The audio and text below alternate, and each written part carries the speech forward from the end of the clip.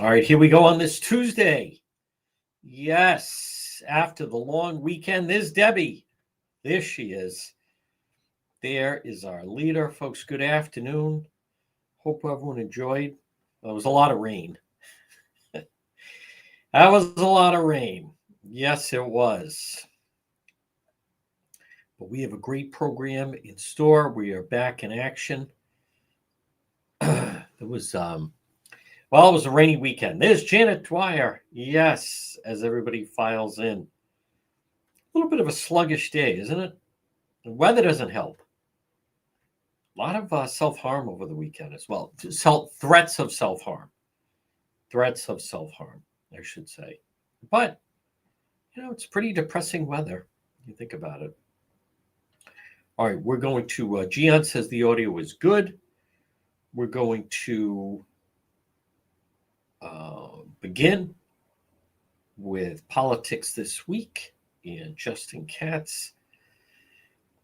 We also, I'll touch on the Alex Jones case. I know a lot about it. A lot of people misunderstand that. Thank you, Denise. Yes, there's everyone. Pat says the audio is good. Thank you, Pat. And then we'll do our segment with Justin Katz coming up. Excuse me, at 1:10. Boy, that was a lot of rain. There's David Picard. I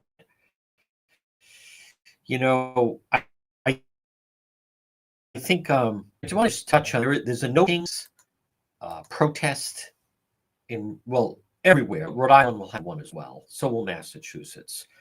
And there's Heather. Yes, there's Jane Rice. Folks, remember, talk about the perfect time for planting.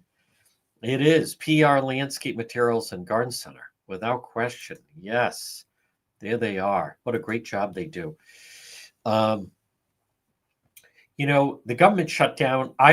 We'll talk about it with Justin. I don't see anything from our, quote, elected officials. They're not leaders. They're not elected leaders. Whether it's Magaziner or Game Mamo, all it is more bashing of the peace president. President Trump that brings peace to the Middle East. That's no small feat. So it was a big day. They don't want to focus on that, of course. But you can also tell the local media will be giddy. Hi there, Karen. There's Bill. Will be giddy over the protest. I want to just touch on the Alex Jones case. I highly recommend. It's on HBO Max. It's The People versus Alex Jones. And it really gets into Sandy Hook. And what a lot of people, I see a couple comments. I didn't post on it yet, but I see people post things like, apparently liberals don't like, or Democrats don't like free speech. Folks, this isn't free speech. There were 20 children killed in a kindergarten, and he fabricated that the parents were actors, and it caused them to go into hiding. They had people threatening them. They through lies and slander, pretending that the whole thing was a hoax. That's not freedom of speech. I'm obviously, because of my profession, a big advocate for freedom of speech, but the parents of the children that were killed in Sandy Hook Elementary, they would receive video sent to them of people who would feel themselves urinating on the graves of their children because they believed Alex Jones that the whole thing was fake and that it never happened. So that's not freedom. That's not freedom of speech. It caused hell. They had their lives threatened, had their lives turned upside down, that they were actors. So as we've talked about, yeah, speech is free, but you got to pay for the lies, and that was a huge one. So, and again, if you watch on HBO Max, The Truth versus Alex Jones, he tries to say to the parents, I'm sorry, and this thing just got away from me. But at one point, InfoWars, they were making $700,000 a day. Why? Because they were pushing this lie that Sandy Hook never happened and all those parents were actors. So that's not even free speech. That's where you're profiting. Now there was a local example of that I'm not going to get into, but I do see and I get dismayed when I see people put, oh, I guess people can't get into freedom of speech. All right, folks, let's begin at 106. Is it raining out? It's not raining out. No. Good afternoon, everyone. On this Tuesday, October 14th. Boy, that was a lot of rain the past 2 days. Yes, it was. But we are up and running. It took out the heavy rain also ruined Autumn Fest and a lot of other events. But it is Tuesday, and we certainly have had a good share of rain. And PR Landscape Materials and Garden Center, they're open. Pumpkins, straw bales, corn stalks, gourd, Indian corn.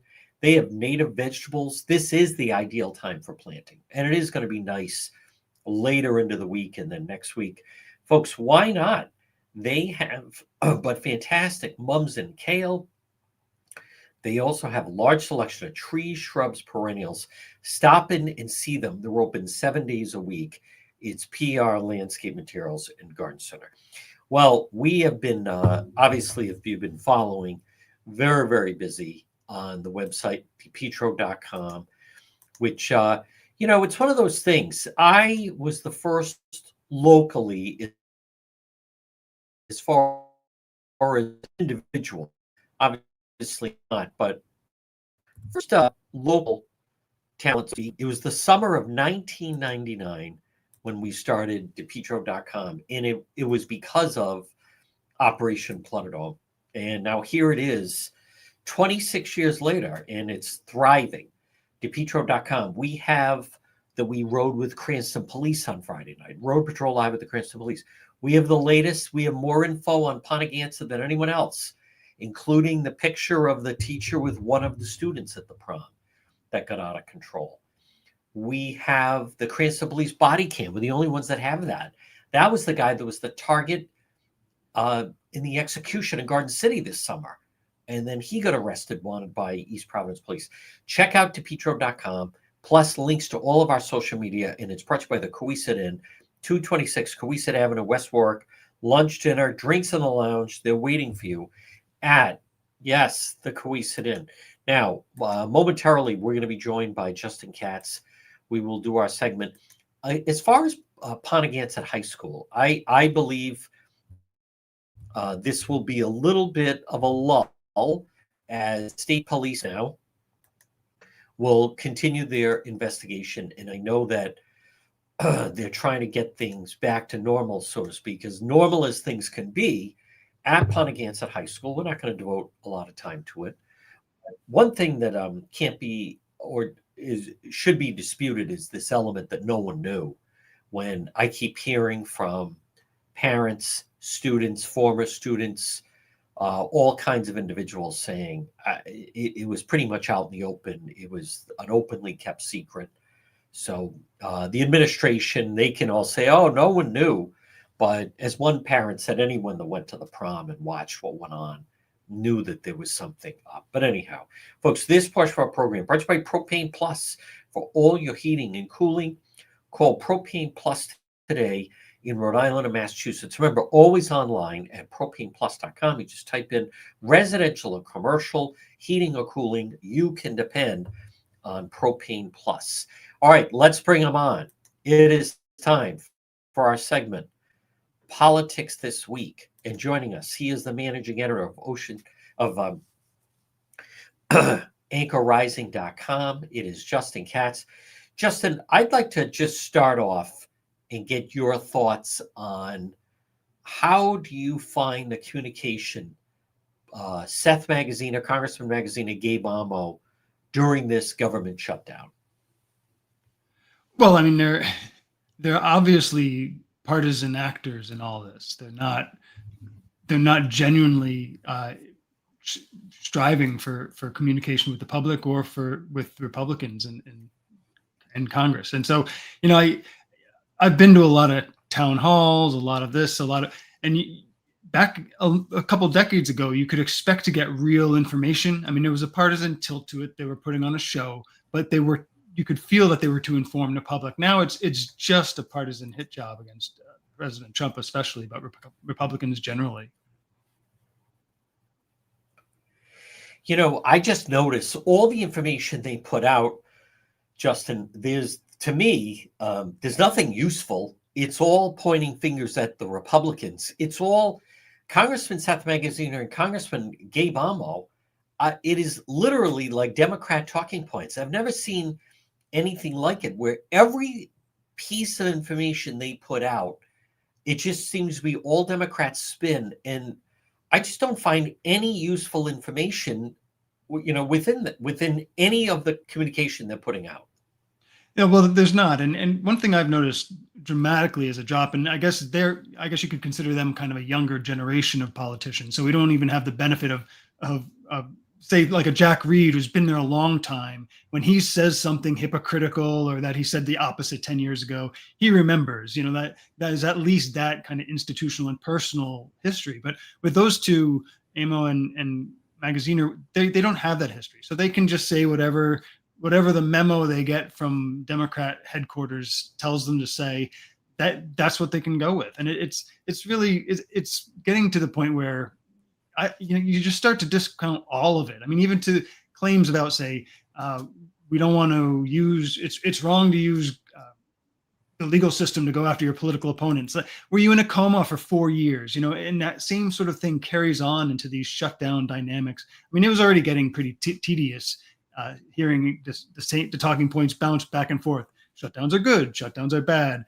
Filibuster's good. Filibuster's bad. And it just whatever is in their interest at the moment, as if they think people have no political memory. And I'm hoping in the long run we'll learn that people actually did remember. But to watch those two, our two younger Congress critters, it's hard to believe they think that people have brains in their heads.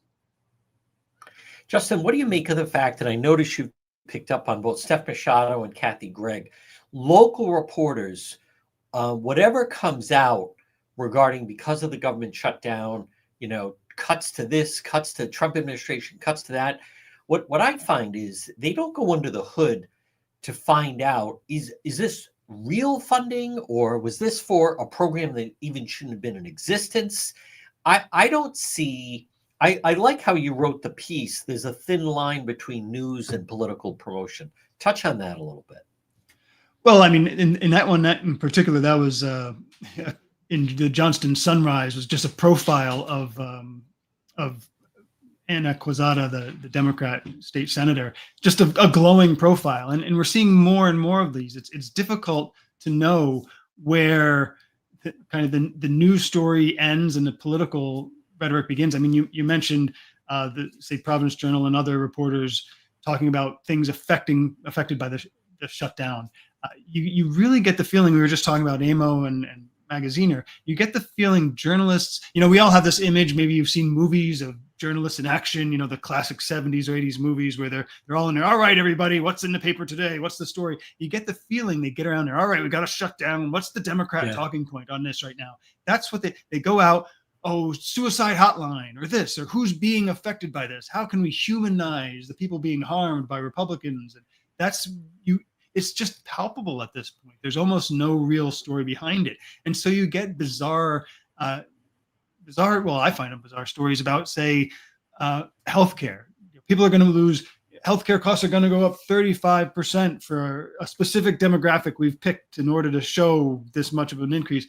But it turns out it's because of temporary COVID-related subsidy is going down. And it would be fine if they want to argue that these subsidies should be made permanent, healthcare should be socialized and free. If that's what the journalists want to say, all right, go ahead and say that. I think that'd be crazy, but they could say it. They don't even do that. They just sort of pretend. Like we've got no memory that these subsidies were temporary, or we've got no memory that in 2012 around then with Obamacare, Rhode Island jumped right in with both feet, and that's what's destroying our healthcare system.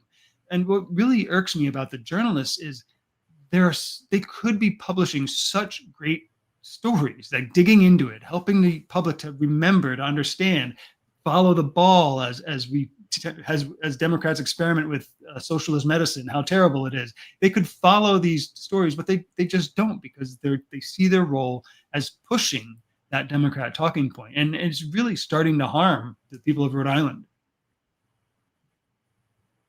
Justin, I'd like to know, get your thought. What do you think of the story? Kathy Gregg did a story, Providence Journal.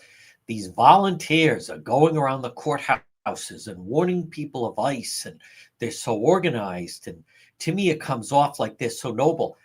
First of all, this whole business of this is obstruction of justice. So many of these individuals that ICE is going after, they are child molesters. They're people wanted on serious crimes.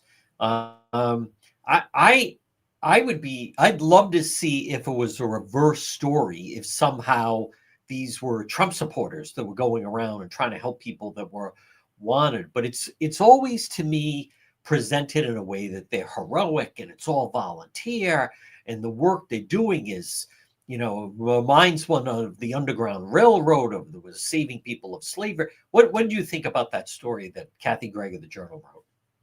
Well, I think I don't think we have to try hard to imagine, the opposite. We just spent 4 years hearing about how terrible anybody who was within say 100 yards of the Capitol on January 6th is a suspected insurrectionist. If there was any story about conservatives organizing to thwart something from the Biden administration, setting up apps and having people patrolling and shifts and trying to get in the way, and activists talking about how we've chased ICE out of Providence, which they haven't, but with that kind of language, if that were conservative, that would be fascism. That would be trying to overthrow the government. That would be put them in jail for the rest of their lives for sending a Facebook meme. That's what we would get, and we've seen that for long enough. We know it to be true, and instead, as you say, we get these hero profiles. But actually, here again, it's interesting. I just put up a post on Anchor Rising about this as well. You don't get much of a profile. You get a quick name. They get to say some quotes, but you just get that they're generally acting heroic. I mean, one of these particular protesters trying to track down ICE and stop them from doing their job in Rhode Island is the person named Maya Lehrer. Wouldn't you guess it? A teacher in the Providence public school system, of course, social studies, and went to Brown and Columbia, is in every article, whether it's pro-Palestinian, socialism, anti-Trump, any protest, this person's there. When you start to track that and tell their stories, I think it would tell a very different story that Providence Journal readers might want to know about. Who are these people? How is this radicalized teacher activist always able to take shifts to track ICE in Providence? What is this person's actual job, and who's paying them, and what are we paying them for in Providence? These are questions people should answer. But instead, you get this as if it's just, oh, of course people are volunteering. It's sort of like volunteering to go around and make sure your elderly neighbors' driveways are shoveled. That's the tone of it. But they're interfering with federal law enforcement, and it blows my mind. Yeah. I also I was wrong. It's Katie Mulvaney that did it. Kathy Gregg had shared the story, but you can kind of tell by the tone. Folks, again, our segment is Politics This Week. With us is Justin Katz, managing editor at anchorrising.com. Justin, what do you make of Representative Jason Knight finally tossing his hat in the ring? He'd like to be the Attorney General. Well, he was a major force for restricting Second Amendment rights, so it's kind of interesting to see him running for Attorney General. What I think is, we're really getting to the point that we're just filling our elected offices with activists. And I think Rhode Islanders need to start to think twice about this, letting people just rise up the ranks because they're Democrats and take these positions that are important. I mean, we've seen an Attorney General just spend 4 years, surprisingly, in my view, just being like the resistance guy in Rhode Island. That's not what we need. And I think with Knight, we'll get even more of it. And apparently his wife, who even the newspapers characterize as an activist, is running for his seat in the General Assembly. I mean, we're just seeding our government with these people who have no real respect for civil rights, for disagreement, for pluralism. They're just there to push their own agendas and not represent their constituents. That's what's amazing to me. I see so little of their talk is here's how I'm going to help Rhode Islanders. It's all here's how I'm going to further the progressive cause of the Democrat Party. That's what we end up running our state, and it's going to create some disastrous circumstances, I think. Justin, here's a headline. The Warwick School Committee said it needs over $2 million from the city to balance the budget. To me, Warwick is one of those communities. It's underperforming schools, very, very strong teacher union. People that live in Warwick should be demanding far better from their school system. But to me, this is another example of just broken local government where the school committee, they don't handle their finances well. And like, what is this? They need 2 million from the city to balance their books. Yeah, well, it's so bad in Warwick that the city has brought in Ernie Almonte, who was the state auditor, as a volunteer commission to investigate, and they found it was just bad reporting, bad controls in the budget. And I wrote about this a week or two ago in Anchor Rising, that it starts with the problem is people don't understand that schools and even town government, it's like $200 million business, and Yeah. we run it like it's the PTO and it's just a volunteer thing and there are no controls. It's unfortunate. And I looked at Warwick. We've got on Anchor Rising a module where I call it data armory, and one of the modules is enrollment in all the schools. And if you look at Warwick, you can trace it. It's dropped from 2001 to 2002. That school year, they had over 12,000 students. They're below 8,000 now. They've had a 36% drop in enrollment. Think about that. That's the equivalent of 5 grade levels. If your entire elementary school system, however many elementary schools they have in Warwick, if they all disappeared, that's what's happened to their enrollment in Warwick. And yet the price keeps going up. $200 million. They need another $2 million. They're going to sue for more money. The parents, I think, really need to ask that. And you say they're really being underserved. I remember when 25 years ago, when I was just starting to have children, and we were looking at schools, and I was trying to get my head around education, and Warwick was considered a pretty good school system.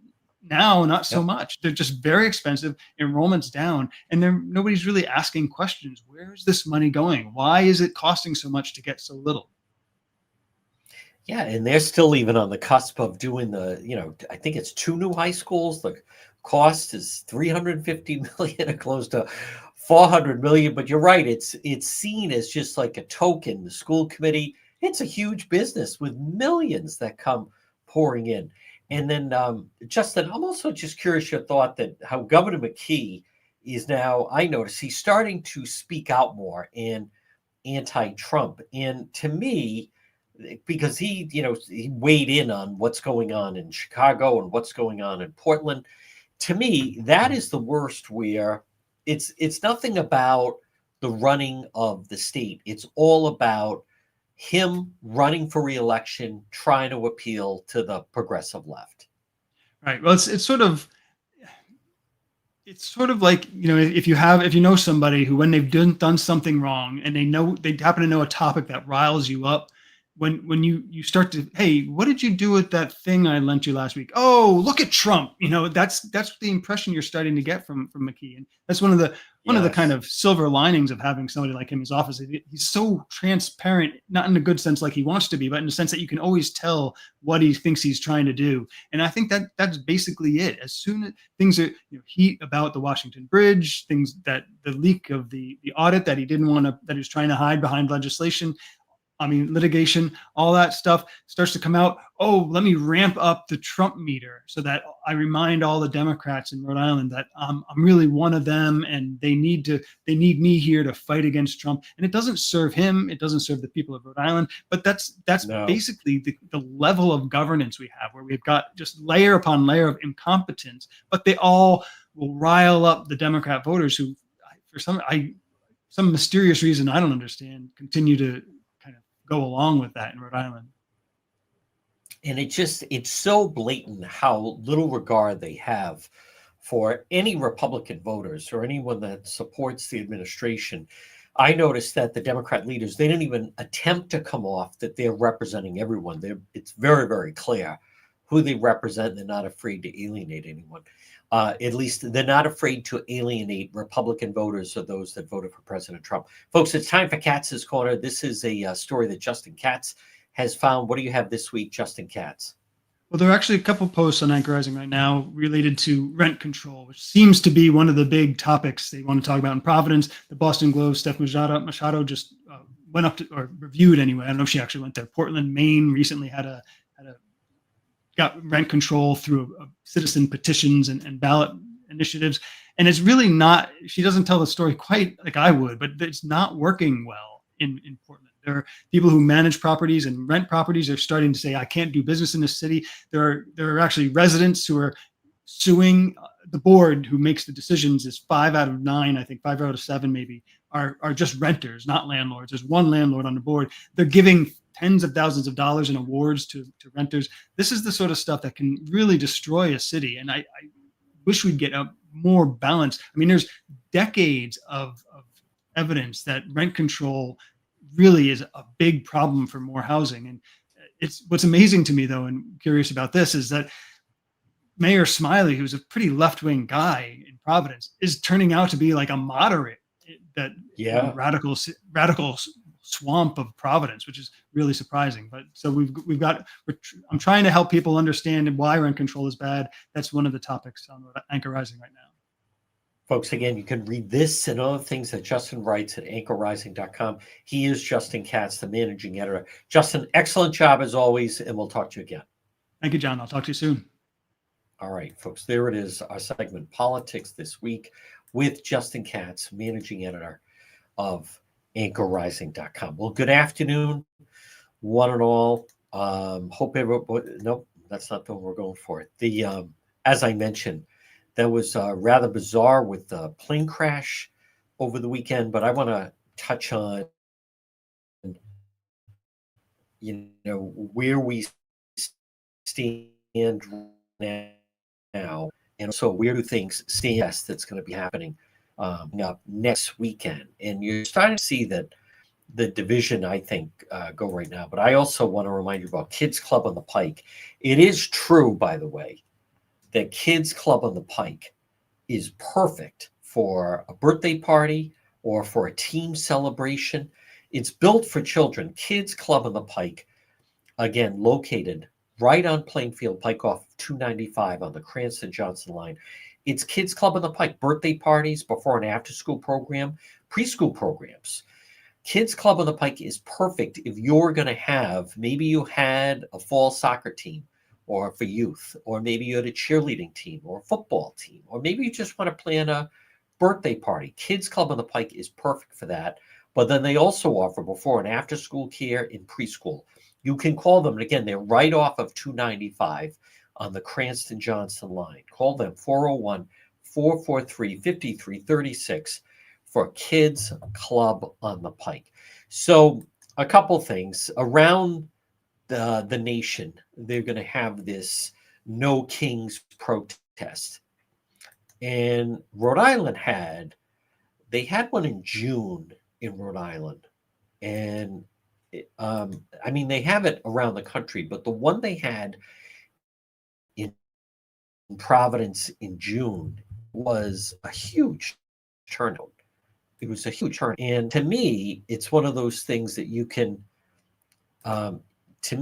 tell that the local media, they really seemed enthusiastic about it. And one of the problems that I have with these No Kings protests, and you're going to see it, is it continues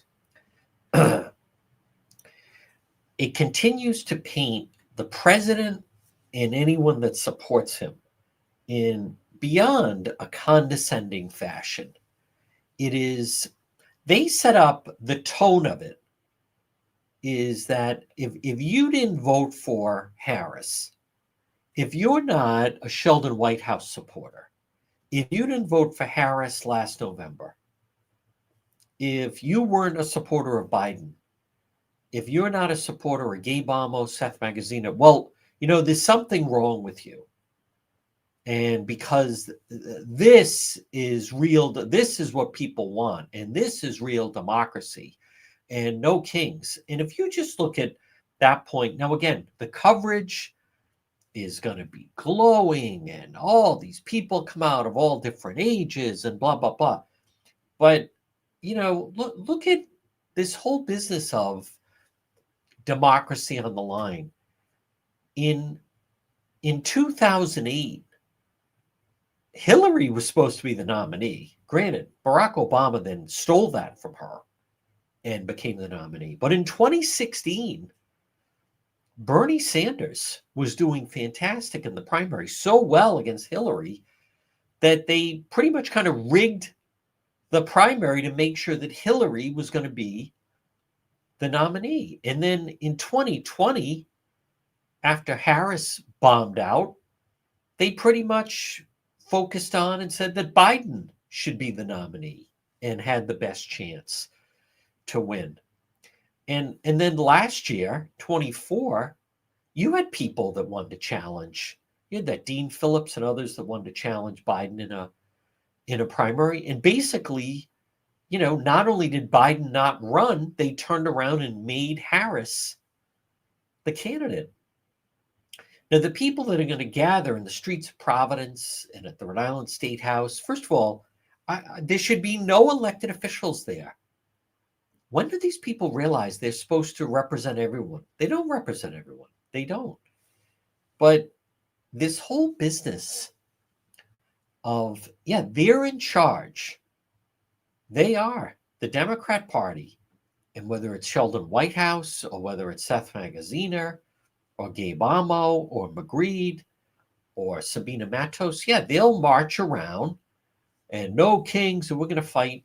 And they control the Rhode Island State House, and the state is an absolute disaster. They're in control. They're in charge. Who right now thinks that the state of Rhode Island, or Massachusetts for that matter, but just to talk about Rhode Island, who thinks that the state's headed in the right direction? The state, the budget is so bloated, and there are so many people on the state payroll, and there's no private sector looking to come in to do business with these people or hire people. Governor McKee is trying to tout, that the minor league soccer stadium in Pawtucket is an example of the success of the state. It's all smoke and mirrors. The transportation, the roads are a wreck. And they basically have completely eliminated the private sector. It is so reliant. Governor McKee is, in essence, they're running a welfare state. They're just trying to lure anyone. If you're in a foreign country, you want to come and live here, or if you are in New England, just come. I mean, and it's sad, but that is the state that's the true state of the state. The true state of the state. And with Hasbro leaving and this foolishness of the empty Superman building, and they're talking about, let's make it a state building for what? Oh, to hold the archives. Absolute insanity. Complete insanity. So they're the ones that are in charge. They're the ones in control. How are they doing? I don't know anyone that thinks that the state right now, with all the sanctuary policies, is being run in the right direction. Now, folks, hey, I want to remind you, with all this rain, if you've had a problem, contact Serve Pro of Providence. Maybe you had water. Maybe you had a flood. If it's a flood or fire, when disaster strikes, everything changes. Serve Pro of Providence. Water damage, fire, mold, storm recovery, fast, thorough, professional. Serve Pro of Providence. 401-941-5500. 401-941-5500. Serve Pro of Providence. Fast, thorough, professional.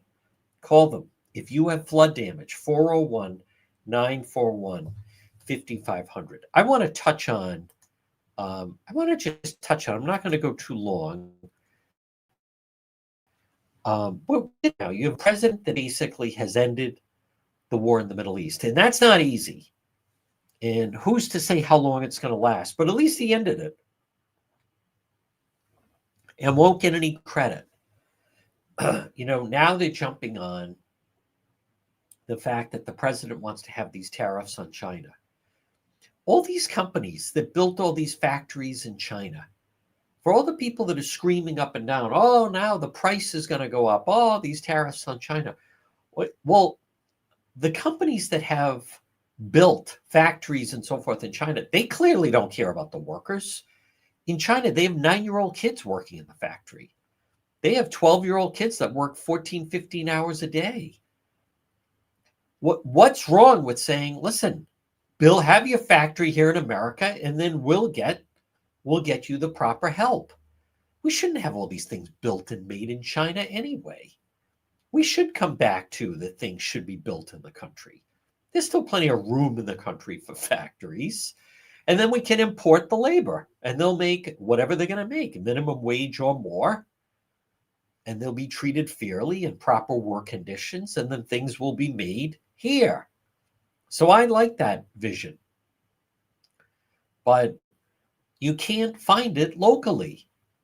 That's one of those things I'm glad I could talk to Justin about. But Governor McKee taking shots at the White House, why would anyone want to do business? Every time this administration turns around, whether it's Sheldon Whitehouse it's so selfish and it's so self-absorbed.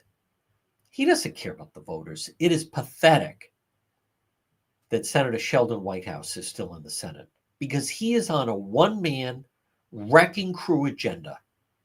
He is so upset that he will never be named to the Supreme Court, that he's just decided his only mission is to be an attack dog, Sheldon, against the Republican Party, and especially against this administration. But he has his own war. He has his own war going with the Supreme Court. And anyone that's named a judge, if he feels that he should have been named a judge, well, then he goes to war with that person. Now, I want to, a lot of people, this doesn't get any local attention. Or I should say, it doesn't get the local attention that it should. But notice nationally, it's not lost on people that Mrs. Whitehouse certainly has enriched herself with a lot of those grants and government money on climate change. Millions. Good luck. You can't see a story about that on Channel 10.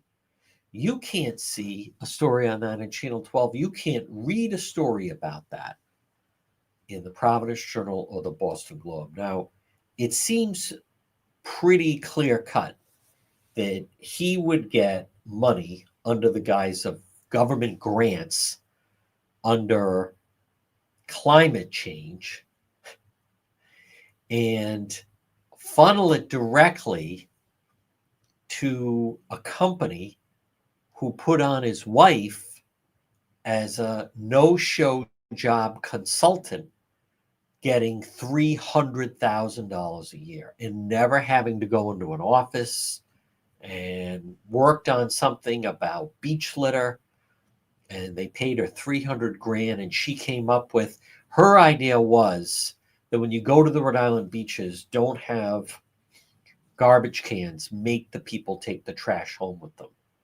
which is total lunacy. And that's added. Who wants to bring smelly beach garbage back with them in there? Nobody is the answer. So $300,000 a year to come up with that scam.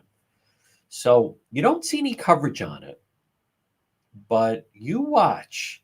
I wouldn't be surprised if at some point someone takes a look at the involvement he has. It's not going to be locally. Locally, the local politicians do a pretty good job controlling our local media. A good example, I frequently play the sound from Channel 12 does a show, Newsmakers, with Ted Nesi, Tim White. I like those guys. I respect them. They do the traditional Sunday morning show. But one of the sponsors of that show, and the only ones that seem to talk about it are myself and Justin Katz, one of the sponsors of that show is the Rhode Island Foundation. And that's controlled by David Cicilline. So my point is, I don't know, would they really do an expose on Sheldon Whitehouse? Wouldn't they then get a knock on the door, or they'd get a phone call from The Rhode Island Foundation saying, I don't know about that. I don't know if I like that piece on Sheldon. Can't you go after some of the Republicans at the Rhode Island State House? What are you going after Sheldon for? I don't know. Channel 10, they may sponsor something on Channel 10. I'm unaware of that. You do see former Congressman Cicilline, who runs the Rhode Island Foundation. Now think of that. He gets paid what? 800,000 a year, 900,000 a year, plus he gets his pension from being a congressman. He may sponsor, I don't know, but you see him pop up on Channel 12. They have him in the afternoon. I think these are fair questions. I'm not taking shots. I'm not trying to undermine some of the work done. I'm just saying I think the line gets blurred a little bit. But Sheldon is someone to watch because when you think about it, there's nothing about that that makes sense. That he would get grants and then instead of having it's not as if the money was going to his wife's company. Sandra Whitehouse is now just a consultant to a company, but she's still getting the money. The money's still going to her. So I'm not sure how they get around that. So to me, I don't think they do get around it. Folks, I want to remind you about quality asphalt seal coating. Call Corey today, 401 283 9815. 401 283 9815. Get your garage epoxy. They do a fantastic job. They can epoxy garages and patios, decorative concrete flooring. Call them for a free estimate. They also could resurface a tennis court, a pickleball court, tennis court, basketball court, but they do a great job. Have them epoxy your garage or patio or decorative concrete flooring. Call or text Corey at Quality Asphalt Seal Coating, 401 283 9815. 401 283 9815 for quality asphalt seal coating. Well, folks, good afternoon. I want to just quickly mention it's a story that I know a lot about. And I see certain people putting comments about freedom of speech. And freedom of speech is on the line. And when it comes to Alex Jones. And Alex Jones, he had it rolling for a while. He certainly had it rolling in InfoWars. Supreme Court rejects his appeal. 1.4 billion Sandy Hook judgment. I want to just be very clear because when I've talked about this a little, the Supreme Court rejected an appeal from Alex Jones and left in place 1.4 billion judgment against him over his description of the 2012 Sandy Hook Elementary School shooting as a hoax staged by crisis actors. The InfoWars host had argued that the judge was wrong to find him liable for defamation, infliction of emotional distress, without holding a trial on the merits allegations law relatives of victims of the shooting. Killed 20 first graders, 6 educators in Newtown, Connecticut. But I want to touch on that because once in a while I'll get a message from someone saying, I'm surprised. I would think that you'd be a supporter, as I've made. And I tell a lot of people to watch this. It's on HBO Max. It's called The Truth versus Alex Jones. And I think it's about, I don't know if it's quite 2 hours, right around there, 90 minutes. They put together, it's very powerful. And make no mistake about it, that's not freedom of speech. You had a horrible incident, unimaginable grief and tragedy of parents. And I was live on that day. Parents that had their 6-year-old child. All the kids were hiding. They clustered into a bathroom, or most of them, and were killed. And the fact that he came out and kept this news going, that they all others, and it never happened. And you really see the effect of it. There's a woman that was on the West Coast, and she was at a conference getting in an elevator, and she had a little thing, and someone said, "No, what's that?" They said, "Oh, that's a little medal I wear. My child was killed. My child attended Sandy Hook." And the woman in the elevator was saying, no, that never happened. That never happened. They said it didn't happen. And the mother was saying, no, it really happened.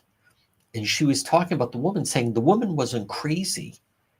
25, at one point, 25% of the American population believed that Sandy Hook was a hoax and that they were crisis actors. And I've talked about, when you watch this, the damage done and what they did to these parents, these tiny little children. And it started right away with him on the air. So much of it focused around CNN.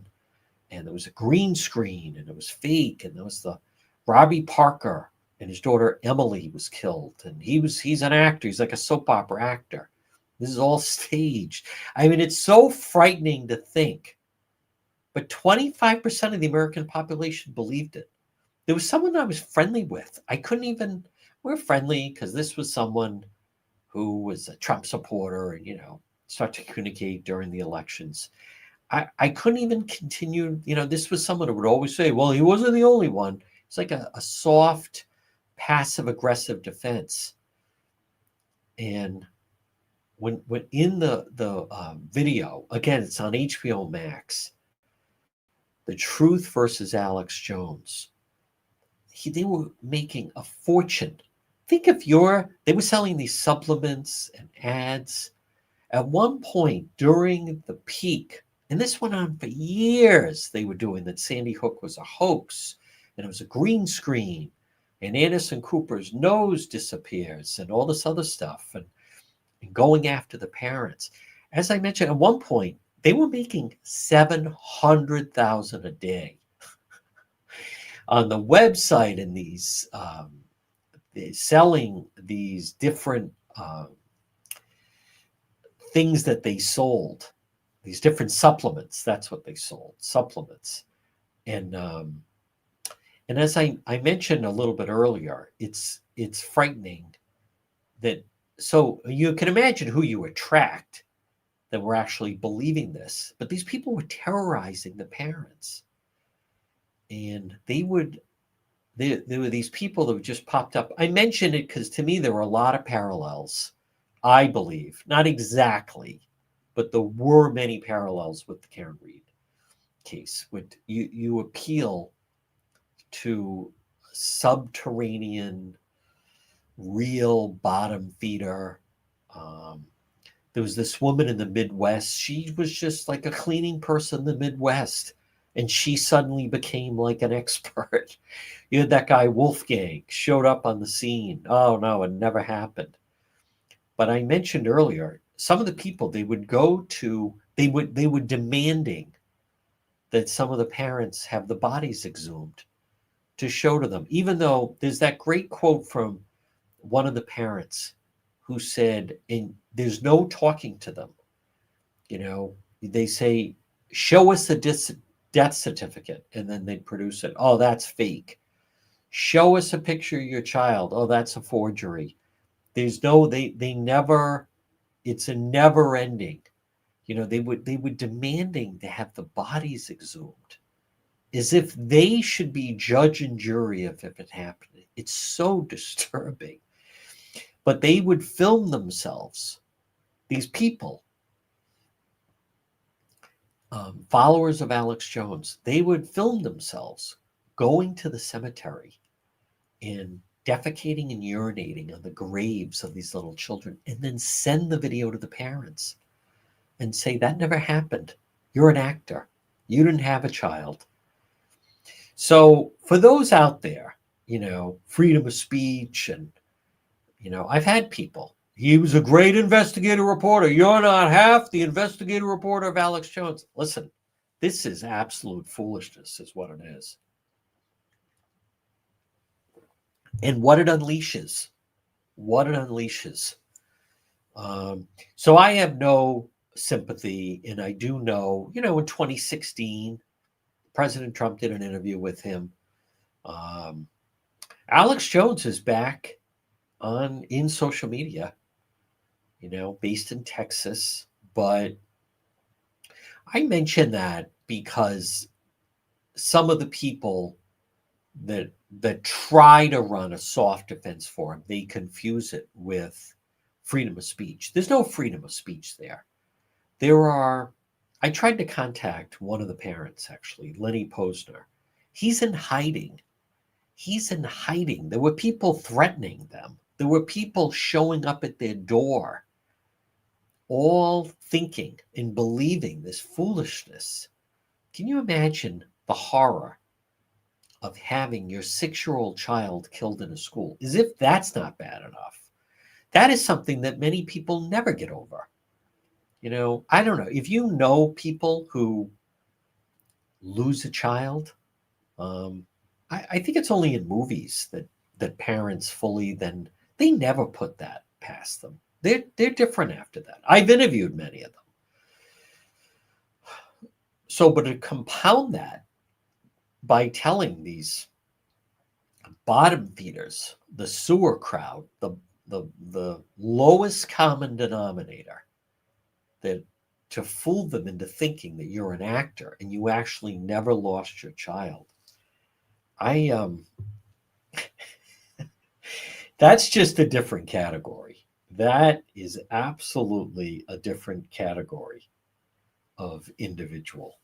Because I assure you, I mean, I've never gone through anything like that, but just dealing with, some of the free Karen Reed crowd, they're the crowd they're uneducated, there's something wrong with them. It's not a crowd that you have any communication with, and let alone the way they continue to harass these parents. The guy Robbie Parker, his daughter Emily Parker was killed, Sandy Hook, and he was at a conference in Seattle. He's walking down a street in Seattle. This is, say, 5 years ago, and somebody sees him on the street and says, "How do you live with yourself?" and then swears at him. And he makes the point, think how much content that person had to absorb. He's walking down the street to get coffee on a sidewalk in Seattle, and someone recognizes him and calls him out and starts going after him, saying that he's one of those crisis actors from Sandy Hook. I mean, that's just another level. So we saw some of it locally with the not exactly the InfoWars, not that power, not doing $700,000 a day, but we saw some hint of that locally. Let's see how that all maps out. Folks, I want to remind you about Watson Materials. Call them, request a quote, 401-885-0600. Call Sean today and make the most of your outside. Watson Materials, the most complete selection of landscape materials in Rhode Island: landscape lighting, pavers, retaining walls, natural stone, cobblestone, decorative stone. Watson Materials. Call them, 401-885-0600, 401-885-0600. They do a fantastic job. It's Watson Materials. I'm telling you, Dirt Farmers is exactly right. Now, as far as the protests coming up this weekend, what I think will be curious to watch will be the coverage of it, the local coverage. And I'm talking about, let me just check the forecast. I think the weather's going to be nice. There's no King's protest that they do. And they all march around. And believe me, they get a good crowd. And I will not be there. Yeah, Saturday's going to be beautiful, 61 and sunny. They start somewhere on the east side. They march around to the State House. But there's it's the least tolerant crowd imaginable. This is the crowd. They preach about democracy. But the truth is, who's big on the No Kings protests is that Jen Lima. She's the North Kingstown School Committee person, huge progressive. But they're actually the people that go to it. And I think you'll have the local representatives, the Washington delegation. Hey, why not? The government is still closed. They're not doing anything. They might as well, go and march around some of their ilk. But but notice and watch the media coverage about it. The media coverage will spoiler alert, the local media coverage is going to be very positive.